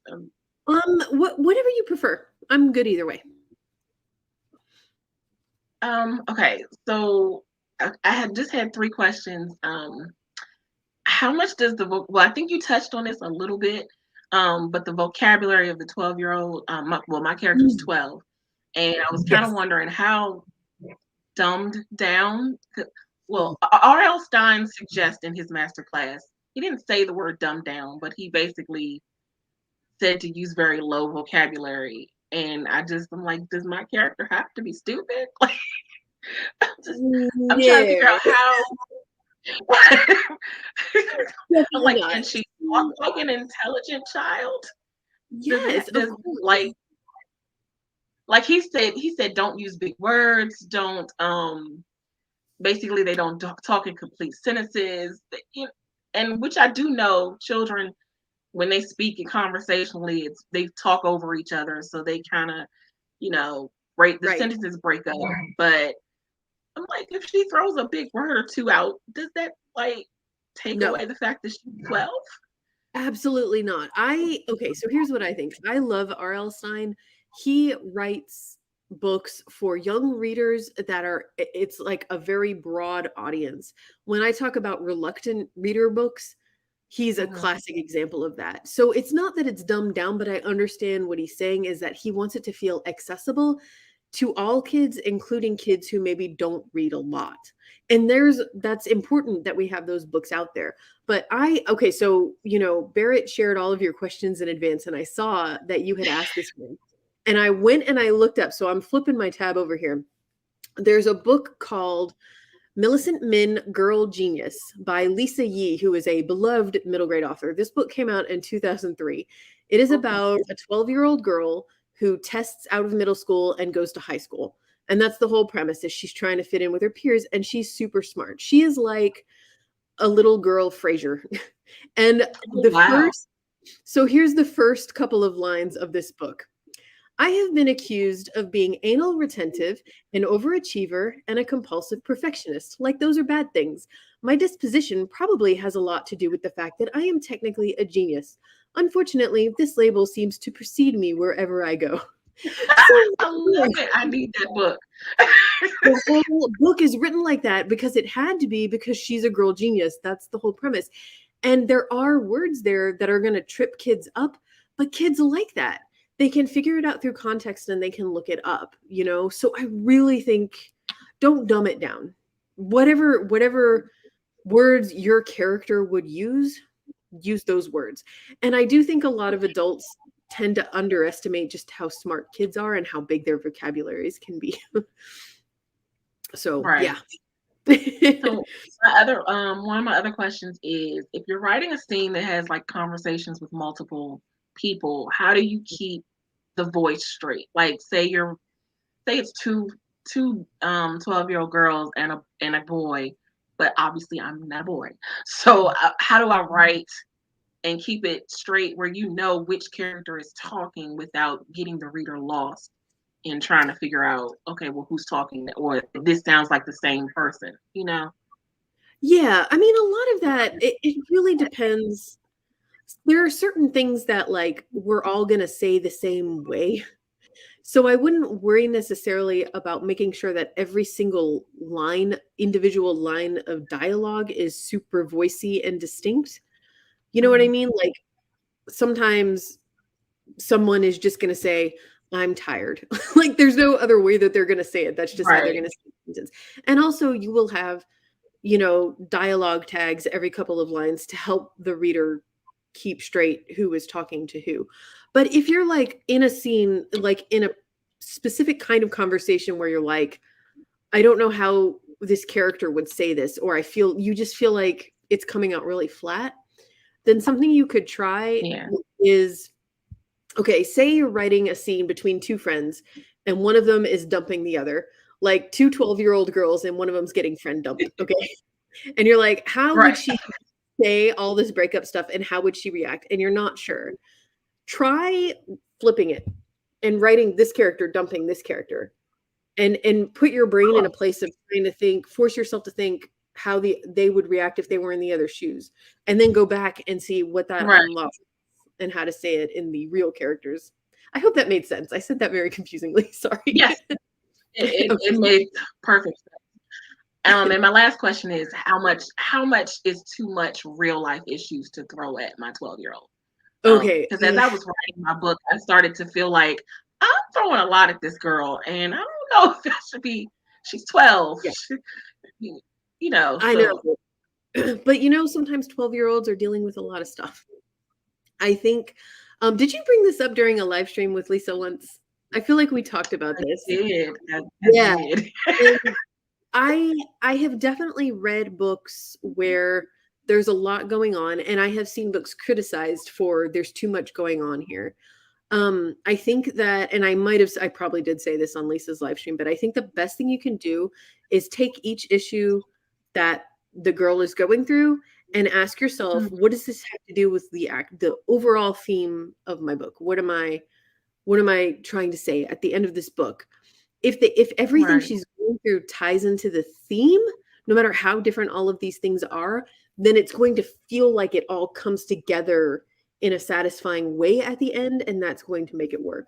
But if it's like, if she's struggling with like 50 different things and then randomly her dad gets in a car accident, but the car accident never has anything to do with all the 50 different things she's going through.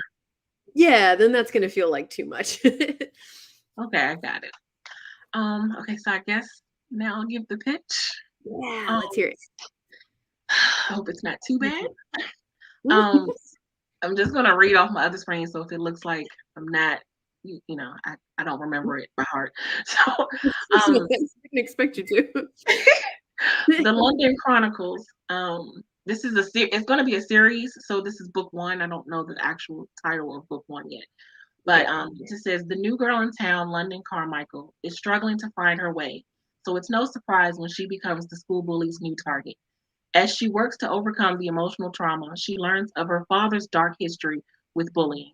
Now that the one person that London counts on the most has failed to live up to her expectations, she has to learn that everyone is not always what they seem. Ooh, that's really good. Really? Yeah. Okay, so first question, is the person who didn't live up to her expectations her father? Yes. Okay. I was fairly positive about that, but if there's a way to word it to make it super clear that that's what you mean, okay, then I would go ahead and do that. Okay, so all you've got conflict.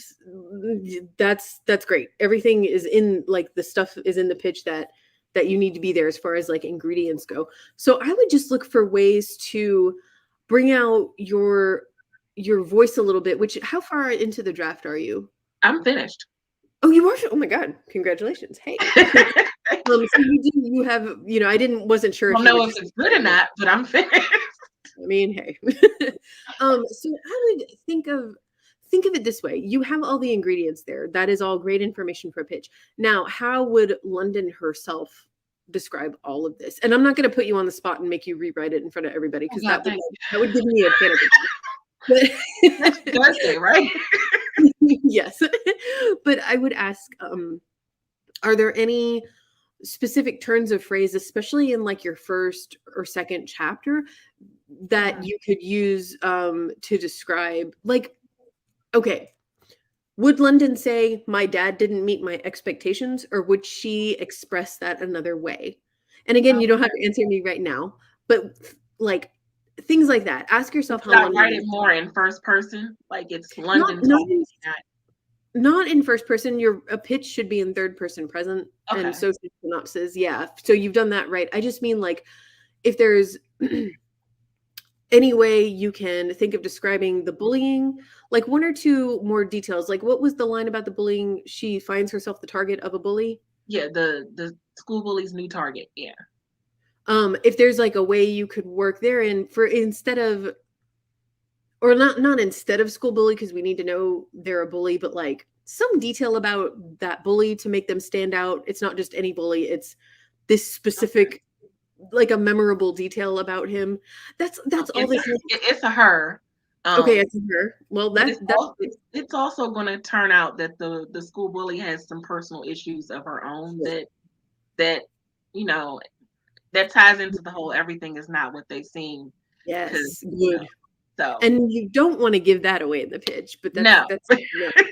I would take a look in your book and look at the way London talks about her dad not being what he seems, or like surprising her, and the way she thinks of the bully when she first meets the bully. Like, look for descriptors that are specific to London's voice and see if there's a way to like pepper those into your pitch just to make it a little voicier. But you've got all the ingredients there, so you're on your way for sure. Yay! That wasn't so painful.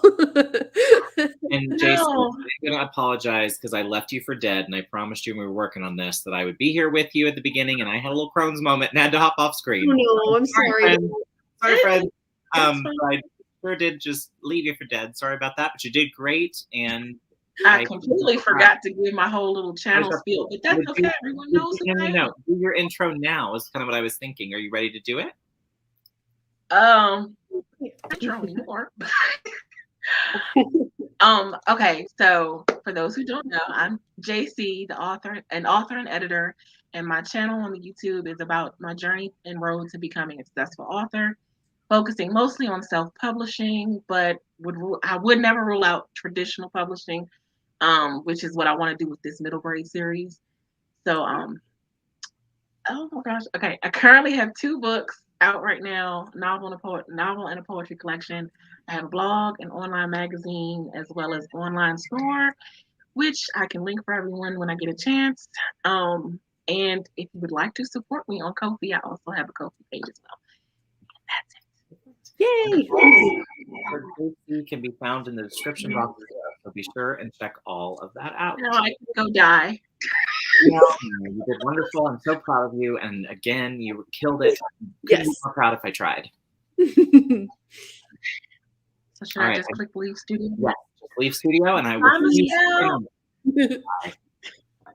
Alrighty, that means it is time for the man, the myth, the legend, Colin Clark, to come and join me, because it is your turn, my friend. All the way across the pond. I did not think through the time change or the time difference. Oh my God. So bless him. He is up very, very late, but he is my night owl, so he will, I'm sure, endure. Yes. So thank you for that. And sorry to leave you guys hanging on like that. But I got a text from someone who said Michelle's compassion right now, making sure she's comfortable, is making me so happy. So for what that's worth, thank you for that. I appreciate it. No reason anybody should be nervous about this. Exactly. And welcome. Hey, it's Colin. Hello. Hey, hello. How are we? I just had to turn YouTube off. Sorry. It was a bit worries. I am going to take myself out, Colin. You are an old pro, so you know what you're doing. Do your intro, and I'm leaving it with you, my friend. Thank you. Great. Hi, Michelle. Hi, Colin. Nice to meet you at long last. Yes. Nice to meet you too. So, as JC's just started off so well, I'll start with the questions. Okay. And my first question is, I'm using multiple POVs in my middle grade. And is that okay? I have 3. My MC, the kidnapped boy, and Cassie, who's a 15-year-old girl. So what would your take be on that? 100% yes. It's totally okay. A lot of middle grade novels do multi-POV. I think it's just like anything else. Maybe some editors prefer one or the other, but you'll find that with, first person, third person, and it's really just what's best for the book. I always say the thing with multi-POVs is that each POV character needs to have an arc. Like the biggest mistake I see writers make with multi-POV is that they really have one main character, but they don't know how to, they feel like they need to convey information to the reader without the main character, so they rely on a side character to do that. But I have a feeling, Colin, that you are an advanced enough writer that you are not making well, thank you very much for that. Big compliment. Question 2, adults. In this one, Jack Fetch and Ben's Gran play a part in events. Now, is it advisable to have them playing a part? At the moment, I'm in 0 draft, so, or should I keep them in the background? I think it's the same thing. If it serves the story, then do it. I will say this. Adult characters in middle grade, especially POV characters, the US market in particular just tends to shy away from that.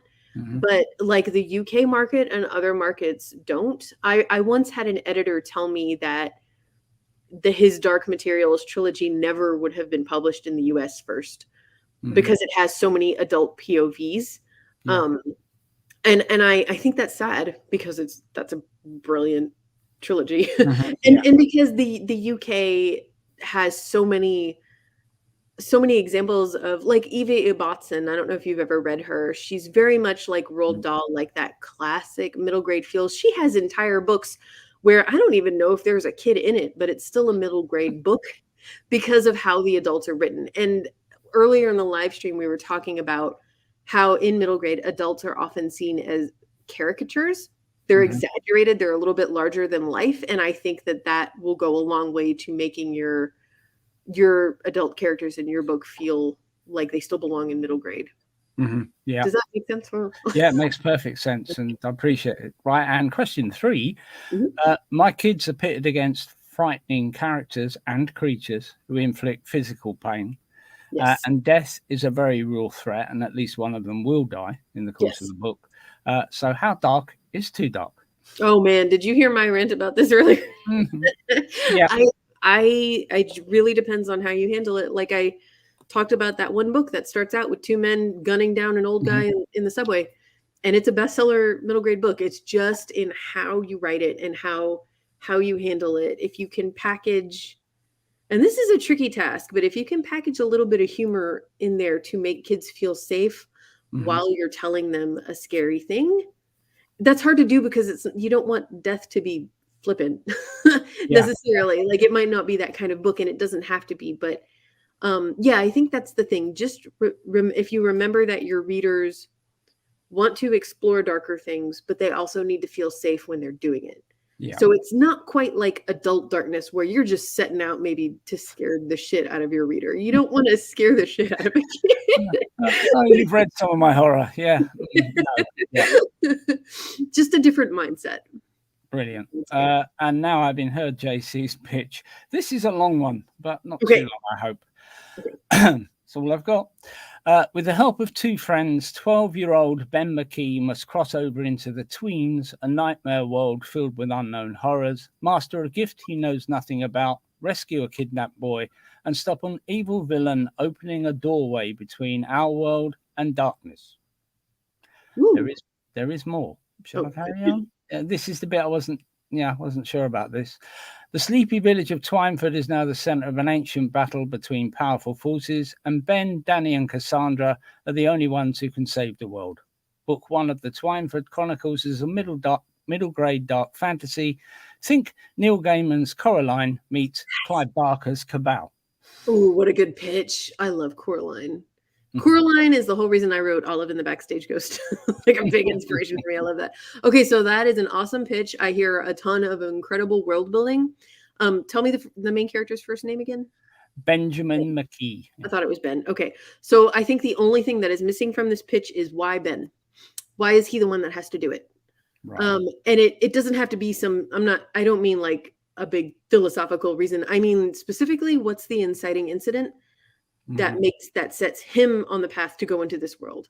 Yeah, he sees things that others don't. I should have put that in there. There you go. It had just why him? I think that's all it's missing, honestly.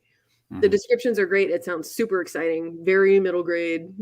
Something I would read for sure. Thank you. That's I would maybe frame it as like Ben has seen blah blah blah all his life. When this happens, he must enter blah blah blah world. So that's all you're missing. That little bit of the beginning. Brilliant. Thank you so much, Michelle. Of course. Yay. Colin, look at all your feedback. You got lots of people that were giving you lots of love. Can't see anything at the moment. I'm in the stream. Oh, you're in the stream. Okay. Yeah, I got rid of YouTube. I'm going to give you full screen one more time to do a little pitch of yourself, an intro of your channel. Let everybody know that your description, I can't even talk. Your link in the description box below. So let me make you full screen so you can give everybody your intro, outro, all the things. Thank you. I'm Colin Clark. My channel on AuthorTube is The Writer's Files. You'll find me there doing live streams and videos about writing and sometimes about why I don't write. You can find me all over AuthorTube and in various other streams. This Friday, I do have, obviously this Thursday is important because we have our second one with Michelle. On Friday, the Brit Pack plus Barrett, Laurie will be on a live stream on my channel between 8 p.m. and 10 p.m. UK time. And that's it from me. I do love my Brit Pack. I'm excited to be an honorary member. So, Colin, I will see you Thursday and Friday, my friend. Love you to pieces. Tell Trixie hello, and I will see you soon. See you Right, brilliant. Thank you. Bye. I'll see you later. And here is my dear friend, Morgan Lee. Welcome, Morgan Lee. Hi. Hello. Let me switch this around. I'm going to get out of the way. Morgan, give your intro and then hop into your questions and pitch. All right. So I'm really nervous. No. Hello, everybody. My name is Morgan Lee. My channel on YouTube is the channel with the same name, Morgan Lee. I am mostly a fantasy and sci-fi author, but I want to be multi-genre, try out different stuff. So that is me. Okay, so questions, right? Yes. Okay. Questions first. So you kind of already touched on my first question a little bit. Mm-hmm. Now I lost where I put my questions. Oh, I think I have the questions pulled up. I got it. Okay. Writing young characters in a contemporary setting. Yeah. So you kind of talked about how to write, like, to get that voice and for adults not to like look back and tell the story from like when they were kids. So what kind of advice or tips do you have for writing a younger character without like going back and reminiscing, I guess? It's really hard. I think, especially if you happen to be writing something that's based on your own experiences. In a lot of ways, I have personally found that to be even harder than if I'm trying to get into the mindset of a character who's going through something I have never been through. In so many ways, that's weirdly easier. I think maybe because if you did go through it, then it is hard not to bring that reflection back to it. Maybe you know, like if you went through some kind of trauma as a child, when you think back on it, you probably want to comfort yourself. So you might want to tell yourself it's gonna get better. Things are gonna work out okay. But at the time, your world might be over. Yeah. And I think that's it. It can be uncomfortable depending on what it is, but you need to sit in the feeling that you felt back then. You know, like I will admit I get a little, I don't know, kind of bothered when people joke about teen angst, like, oh, the angst in adult books is too much. And it's like, do you not remember that when, you know, so-and-so broke up with you and broke your heart, the world was literally over? Like that's what it felt like. And, you know, adults can make fun of it all they want. The fact is, when kids read about a character going through that, it's going to feel real to them. Like they know. Mm-hmm. So yeah, I would say just if you've been through whatever it is you're writing about, go back and sit on it and remember how you were at the time. And, you know, if you haven't been through it, then, you know, imagine it in your mind. If I were 12 and this happened, or 13 or however old your character is, you know, how would I talk about it? How would I think about it? What kind of images would I see in my head? You know, like what would I compare this feeling of happiness or this feeling of pain to? And just, the more time you spend in the kid mindset, the easier it gets for sure. Awesome. That helps. And then my next question was, what do you feel is the most important element of a successful middle grade? Because I feel, this might just be my opinion, but that young adults are more character focused in a way. So it's all about the characters. So is plot or character or world more important in a middle grade? What I feel like I have heard more from agents and editors with middle grade specifically is that they just want voice first. Okay. So they're looking for and that is character, but it's a little bit of a different thing. They're talking about like narrative voice.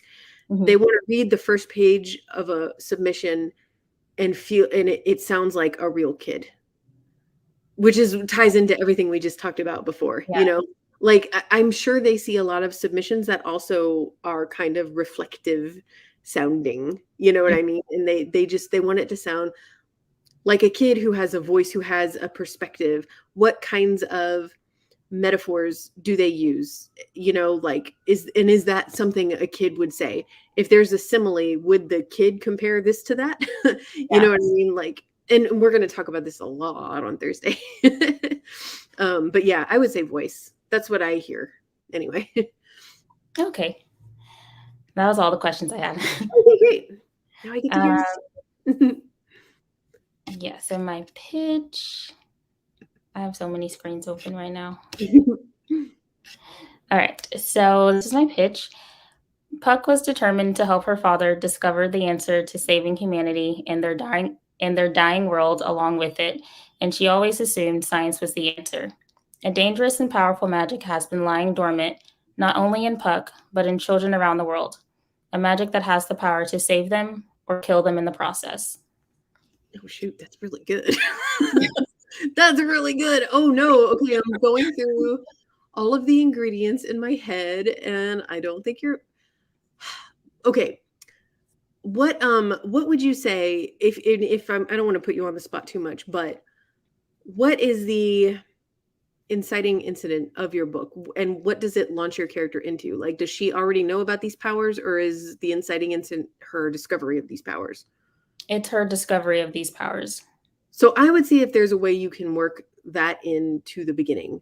Like, okay. when I write a pitch, the first draft of it always starts out, when this character or this thing happens to this character, this happens next. So if you can identify the inciting incident of your story and work it into the beginning of your pitch to show action, because what you have there is a great premise, and you need that in there. And now you just want to hint at the action, and that's going to be the inciting incident. Okay. And we can talk about this more on Thursday if you want, since I'll be reading some of your pages, and like maybe we can there probably is something in those pages that you could include in the pitch, I bet. Yeah, I'm still on the first draft, so this is okay. A work in progress. Yes. But that's a great pitch. It sounds like a really, really cool premise too. Like, I would definitely read that book. Yay. Well, thank you so much. Thank you, Morgan. I'm going to let you do a quick outro one more time. Just do one more time, tell everybody where they can find you, and your links are in the description box below. All right. So yes, Morgan Lee, you can find me on YouTube with the same name, Morgan Lee, and then I'm all over social media as author Morgan Lee, so you can follow me pretty much anywhere. Good deal. Get back in that chat and look at all the love for your pitch and enjoy it. Love you to bits, and I'll see you soon, my friend. All right. Bye. See ya. Bye. All right. And last but not least is my friend Moon Petrie. For everyone who's wondering, Laura Nettles couldn't join us tonight because of a work conflict. That's okay. We're going to have our Thursday night. We're so excited for it. But up next is my dear friend Moon Petrie, if I can get the tech to work right. Moon. Hello. How are you? Well, I'm doing great. It's so nice to meet you. You too. Yay. I'm getting out of the way. You two take it over. Bye, Barrett. Hello. Hi. So what I would like to ask you about is synopses. Ooh. Could you start by giving just a quick definition? Yes, a synopsis is a summary of your story. Agents and editors might ask for different lengths, like a 1-page synopsis or a 3-page synopsis, or if they're like sadists, an 8-page synopsis. But usually it's more like 3 pages, I think. And it is 100% the point of it is to show that you have a complete story with a beginning, middle, and an end. It's not about voice. It's not about anything else. It's just, I can plot a book. Here is proof. That's why we have synopses. Okay, so at what point in the planning, drafting, or revision process would you write a synopsis, or would you recommend that a writer try to put together a synopsis? A lot of this depends on your process. If you're an outliner, you've already got one. I mean, an outline is just a really long synopsis. It really just depends on what's comfortable for you in the writing process. If you hate plotting, then do not write a synopsis at the beginning, because that's all it is. It's plotting a book, and it might, it just might frustrate you with your story. I will say sometimes if you have, for example, a contract and the second book in your contract requires a synopsis, then you might have to come up with a quick plot on a page, and that can be really stressful. But also know that you don't necessarily have to stick to it in the future. I mean, Spell and Spindle was book 2 in a 2-book contract, and I had a 1-page synopsis, and the plot ended up being completely different when I wrote the draft, and it didn't matter. So I would say write it whenever it feels comfortable for you. That's reassuring. Okay. So how much detail, how much information should be crammed into a synopsis? And is it supposed to be totally dry, or if not, how can you balance the density with keeping it interesting? I'm not going to say like you should do your best to make it dry, but it is not about voice, if that's what you mean. Voice is the query, and the pages are going to give the agent the voice. The synopses is just about the plot. Here is a story. And because most agents, when they ask for synopses, they ask for 1 to 3 pages, I would say don't worry about subplots. This is just your main character or your main group of characters, their beginning, middle, end of their story. What are, just think about like the inciting incident, the beginning of Act 2. If you have any kind of midpoint twist, what is that?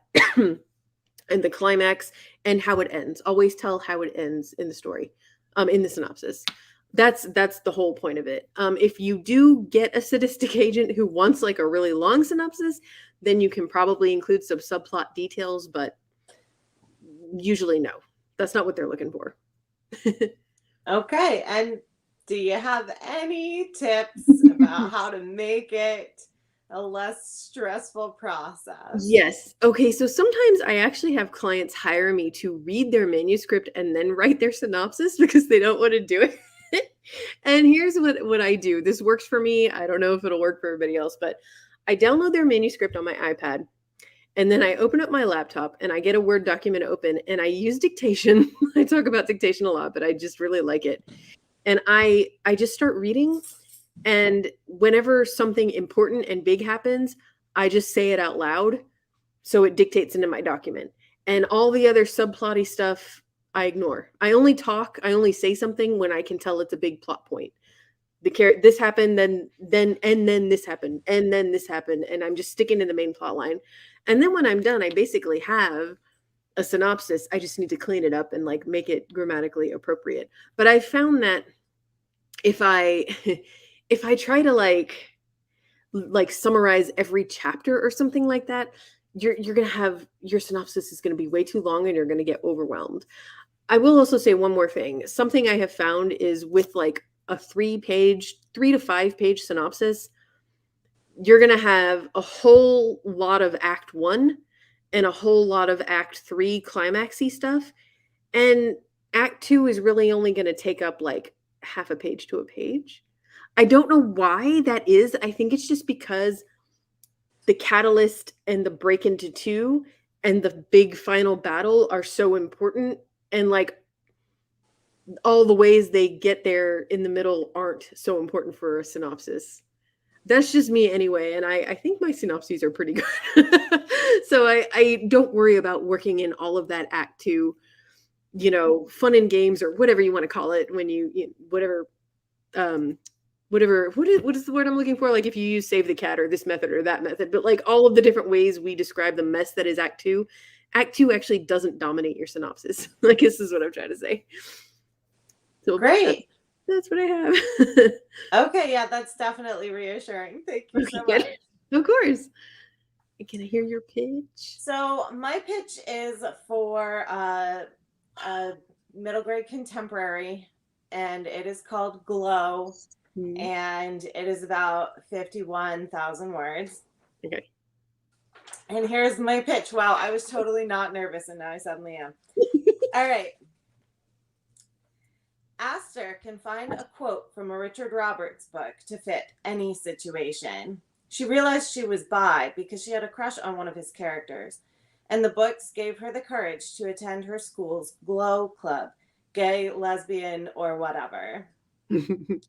But when a fan asks Richard Roberts if one of his characters might be gay, he says that would be inappropriate. Oof. It would damage the innocence of his middle grade readers. And Aster's best friend uses those quotes to start a petition demanding that Glow be shut down. Oh. Does Aster dare to speak up, even if it means coming out? And after a lifetime of quoting Richard Roberts, how will she find her own words? That's so good. And also, oh, my heart. It's so sad. It's so sad because we all know it could happen, and it does happen. That's great. Okay, you have your inciting incident there. I'm going through all my little ingredients now in my head. You've got all of the main ingredients in there. Did you say it was the best friend who starts the petition? Oh God, that's brutal. So there's like a lot of conflict between the main character and the best friend. I'm just thinking like if you were gonna add any more, it might be to drive home that falling out with the best friend kind of, but I don't even know if it needs that because this is a really good one. Sorry. I would think, let's see. I don't know. This is why I get nervous about giving advice because I'm like, what if I can't help? I would say if they're just like I was talking to JC about, if there's any way you can take any of that information and say it the way your main character, Esther, would say it, do that. Like something, okay, here's a trick. Something I will often do once I get a pitch with all of the ingredients I need written, and I'm just trying to like spice it up and make it a little extra voicey, I will go over, read through the first chapter of my book because, you know, we all spend the most time on our first chapters and pick them over and make them as pristine as we can. And if there is like a turn of phrase, something that the main character, the narrative voice says that I'm like especially proud of, I will see if I can work that into the pitch just to like introduce a little bit of voice into that. So for example, what's the name of this author that she loves? Richard Roberts. Richard Roberts. Like, is there, for example, something in your first chapter about the way she describes him or his book or his characters, like something that you think is funny or particularly touching, or anything like that, and then like work that into your pitch a little bit, like adjust the wording so it sounds a little more like her. Does that make sense? Yeah, absolutely. But yeah, that's great. You've got all the ingredients in there. That sounds like such a good book. Thank you. It is a good book. I've read it. Oh, lucky you. Moon, how about a pitch about your channel and how wonderful it is? And I'm going to give you full screen to be like the star of the show. Okay. Hi, I am Moon Petrie, and my YouTube channel is Moon Petrie, and I try to be really consistent with posting videos. I don't have other social media of the real social media variety. I am also Moon Petrie on Goodreads and Nano, and I've literally never even had a Facebook account. So that is all there is. It's why I love you. It's the pure of heart. That's what it is. Moon, I love you to bits. I'm going to see you Thursday night. And I can't thank you enough. And check out all of the love for your pitch in the chat when you get back down there because it's pretty amazing. You rocked it. Thank you so much. Yeah, thank you, Anne. So much. Appreciate you.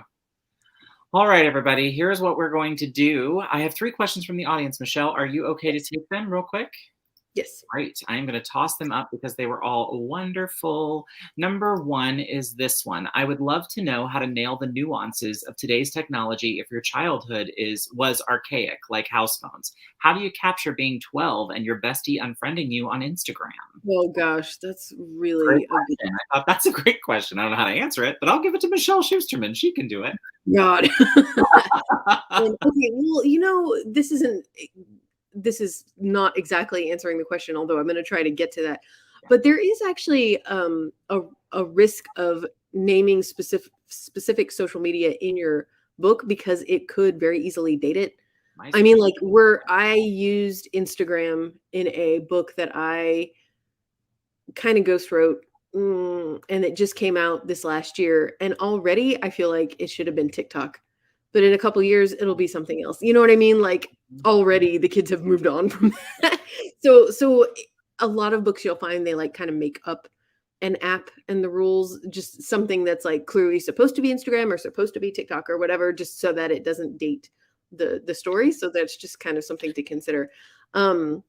But you know what? I think, okay, like this specific example, how do you capture being 12 and your bestie unfriending you on Instagram? Okay, so we didn't have that when we were kids, but we were friend dumped. I know what it's like to be friend dumped. Yeah. It sucks. It's the same feeling. It's the same feeling, only, you know what? It's more public. People can see, people pay attention to that shit. Oh, she's not following her anymore, blah, blah, blah. So like it's worse. It's exposed in a way, but you can still sit with that same feeling if you know how that felt when you were a kid. It's the same emotions. Just like, the things we go through are universal. Like our parents understand the things we went through as kids, even though they had a completely different technology experience or lack thereof in childhood. Like we're still humans. We still do the same shit. And we feel the same feelings. Totally, I appreciate it. This one was interesting from Maggie, Penumbra MM Ward. Question: what do you do when they say the voice is too mature without considering the character has faced growing up too fast or adulting from a very young age? And I'm wondering, is maybe, I guess, as a rebuttal, maybe, or from some pushback, I guess?